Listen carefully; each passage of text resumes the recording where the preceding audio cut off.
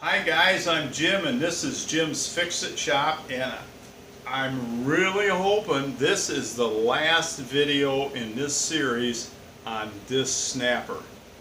If you haven't watched them all, go back and watch them. I've had this thing completely stripped down to the rear case. Everything was off it. And today we're going to adjust the mower deck as far as from front to back and from side to side on being level.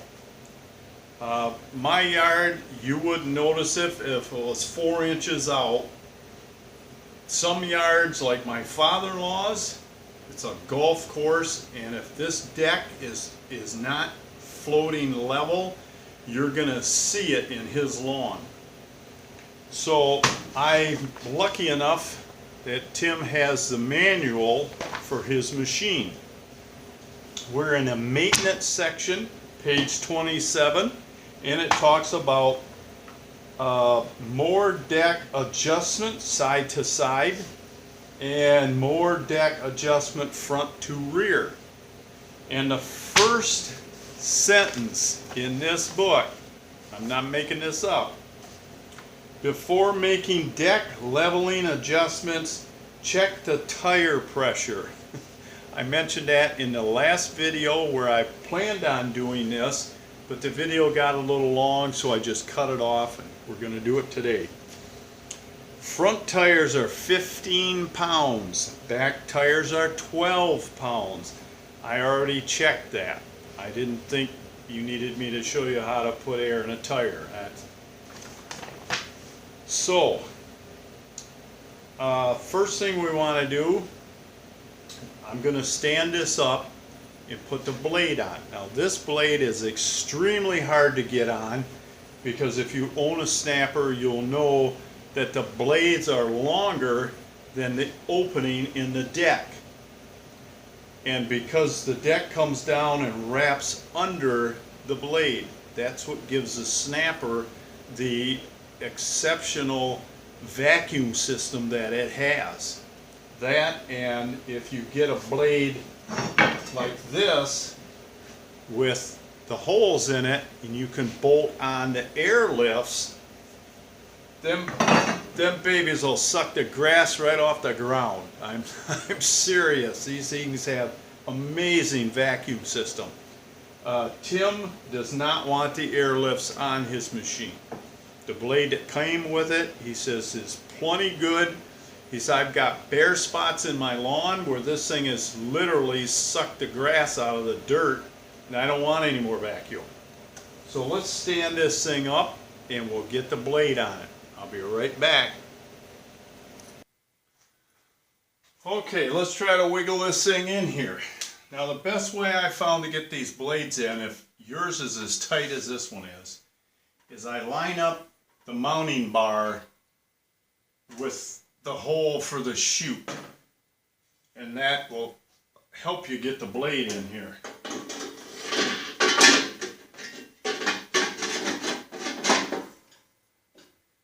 And when I put it on, I just try to tip it up and roll it up on there.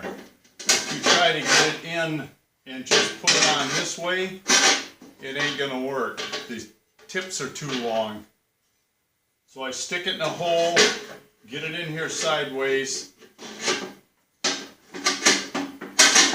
and roll it up on. That's the best way I found to do it. Now, one of the other guys I work with at the shop has got a snapper. A couple of years ago, he was out mowing his yard, doing leaves, something. And he says, man, he says, you should have heard the racket coming out of my snapper last night. He said, I was doing leaves. He said, all of a sudden I heard this really big bang, and he says, the blade come flying right out from under it. And I'm thinking, you didn't tighten them bolts up very good now, did you?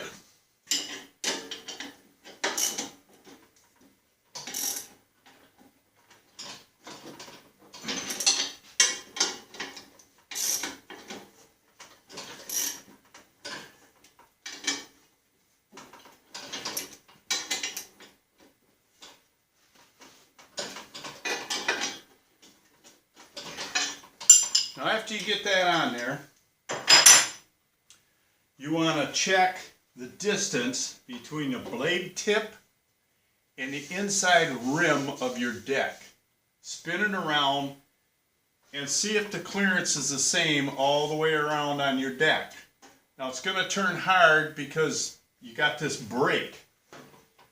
If you want to pull up on your lever that engages the mower deck, that will disengage the brake and it will turn a whole lot easier for you. But just turn one of these and check the clearance all the way around. And what this is going to tell you is nothing is bent. If you turn this and you see the blade wobbling in here, that means your spindle's bent, your mounting bar is bent, or your blade is bent. Now if it looks like it's spinning true, and it's not wobbling, but yet it's hitting the deck on one side and nowhere else, both tips are hitting the same spot on the deck, that means your spindle assembly is in there crooked somehow. Something shifted on you. I've had a few viewers ask me about that. And I made a video and tried to explain to them how to check things for that. Now, let's put this thing down and we'll show you how to adjust the deck. Let me move this camera. First I want to show you the floor. Now, this is where the machine was setting. It's been setting here for about a week, maybe 8 days, with 80-90 gear lube in it. Do you see any puddles on the floor? Like I've been told it was going to leak out. You can't use that stuff. Let me turn this camera a little and show you the floor underneath the machine. I don't see any leaks, do you? Well, I guess you can't tell me that you can't use 80-90 gear lube because it's working great here. Okay, the first thing we're going to adjust is side to side. Now what they tell you to do in the book is get yourself a piece of angle iron and put it so it's like a V or something round. You want to put it underneath the mower deck in the middle.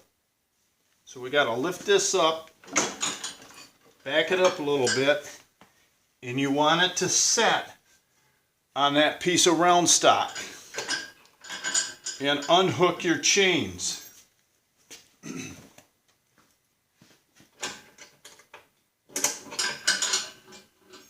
Now the reason you want to do that,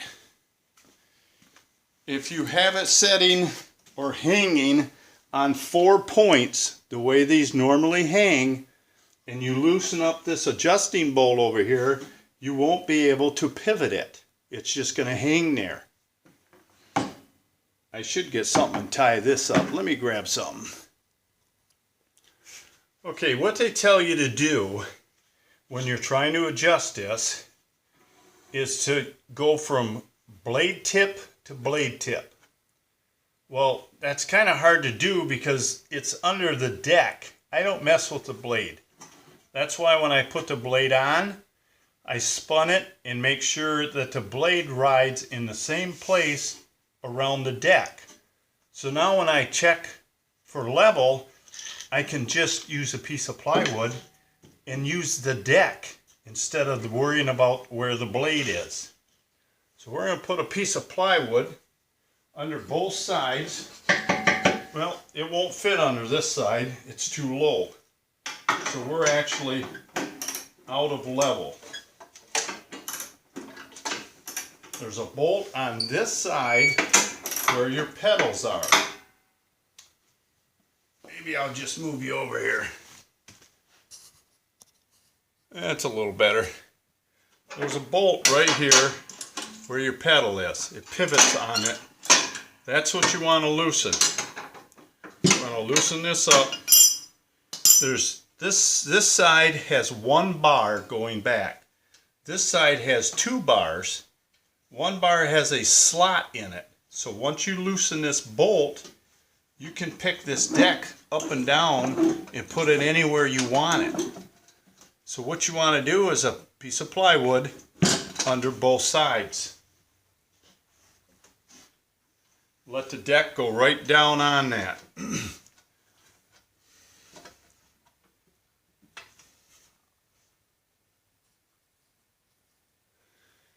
Now, just loosen this up until it sits down on your plywood. Now, the dowel I put in here is a little large in diameter, so it's holding the deck up higher than what I really wanted for my 3/4 inch plywood. So what I did is I got a piece of plywood and a couple shims. You put the same amount of height on both sides.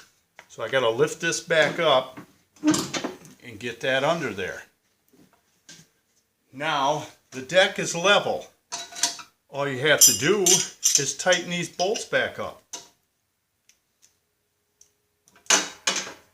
It's really not as hard as what they make it sound.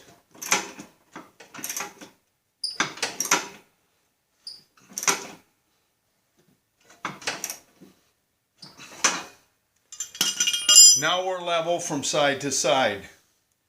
Now we want to level it from front to back. Let me move the camera.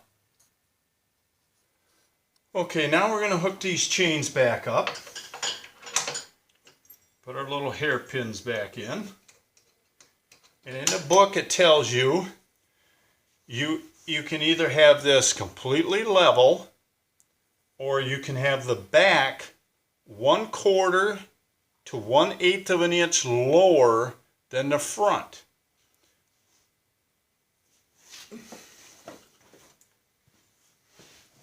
So we'll get these hooked back up.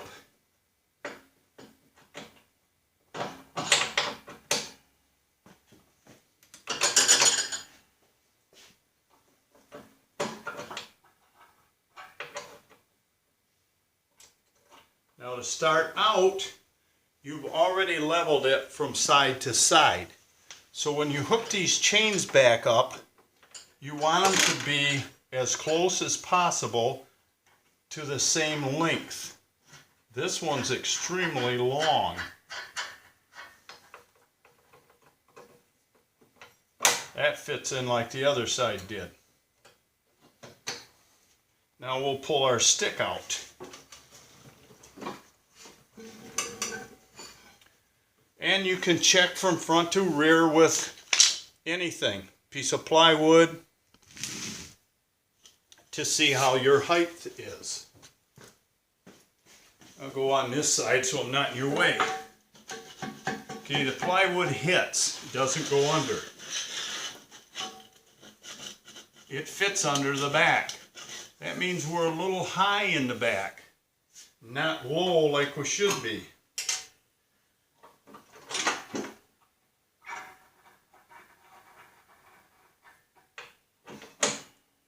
So I'm going to take these adjusters off and I'm going to lower them 4 turns just to keep them even.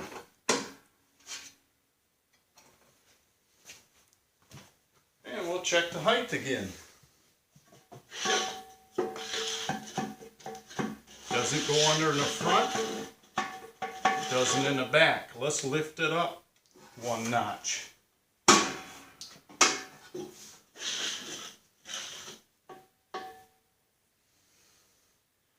Maybe a couple of these shims.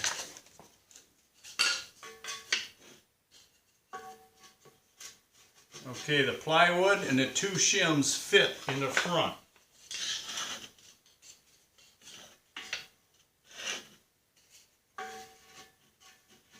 The plywood and 2 shims just fit in the back. So we are level right here. That's where I'm going to leave it.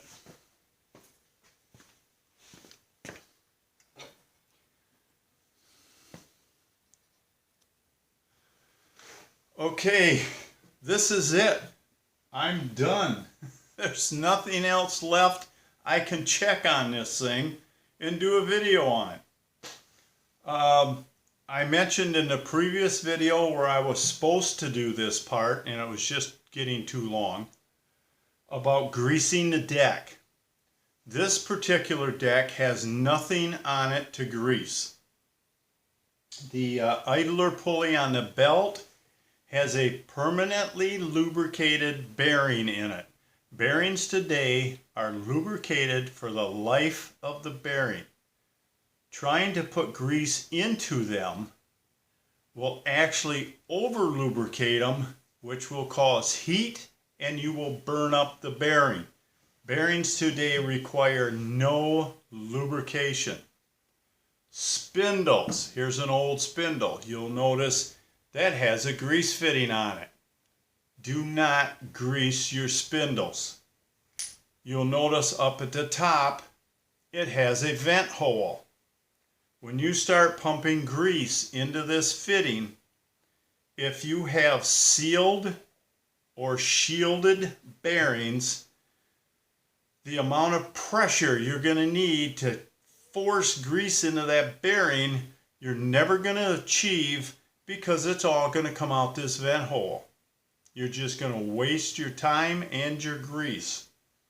If you have an older machine with open bearings, I've got a set, let me show you. Now, this is a set of bearings I ordered for a spindle, and I gave them the number of the bearings that I took out, which were shielded on both sides. They sent me these, shielded on one side, open on the other. I would not use these. If there is any rust particles or dirt in this housing between the bearings, there's one here and there's one here, that falls, becomes loose and falls and gets inside this bearing won't last a week and you'll destroy it. Do not use these bearings. You want a bearing that is shielded on both sides. This one is not only shielded, it is sealed. And if you look real close, right here in this crack, you'll see that black. That is a rubber seal. Now, how long will that seal last? I have no idea. But these are the bearings I buy to put in the spindles that I rebuild for my customers. I will not use these. These are brand new. They won't take them back because I don't know why. It's not what I ordered. So they lay in this box and I will not use them. If you have an older machine with open bearings on it, they'll put the closed sides out because of dirt. They'll put the open sides in. Then they tell you to grease it. Well, to grease these bearings, you have to pump this entire housing full of grease, which, if you look, it's about the size of a grease tube. So you're going to have to use a whole tube of grease to fill this before it starts entering the bearings. Okay, now you're going to run it for 2 or 3 or 4 years. This grease in here is going to get hard. It's going to dry up and turn hard. Grease is lithium based. It's made out of soap. It's going to dry up. Okay, now you're pumping grease into here. You got all this dried up grease. You're pumping in fresh grease. What do you think you're pushing into your bearing? A bunch of dried up crud that's going to destroy it. You're better off not greasing it at all. If you're going to change your bearings, make sure you get at least shielded on both sides. Then if you have any rust or dirt in your housing, it won't get in your bearings. These are lubricated for life. You don't have to do a thing to them. That's it. I hope you've enjoyed all these videos. I don't even know how many there are. I haven't I haven't been keeping track. There's a bunch of them. Boss keeps hounding me, how much I owe you, how much I owe you. I don't know what I'm going to charge him at this point. It was a wonderful opportunity for me to tear apart a machine that was only 5 years old and show you all the parts that were actually wore out on this machine. I've got, I believe, $156 in parts. And I think I'm just going to give him a bill for the parts and tell him the labor's on me. It was a great opportunity to help hopefully hundreds of you viewers watching these videos, and it's worth it to me just to make them. So that's it. I don't have anything else.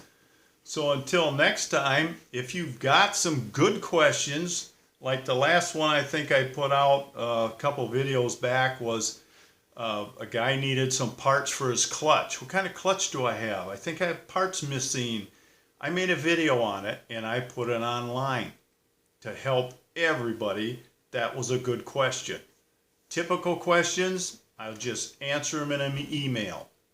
So until next time, work safe, subscribe, have fun, and I know I'll be talking to you soon. See you later.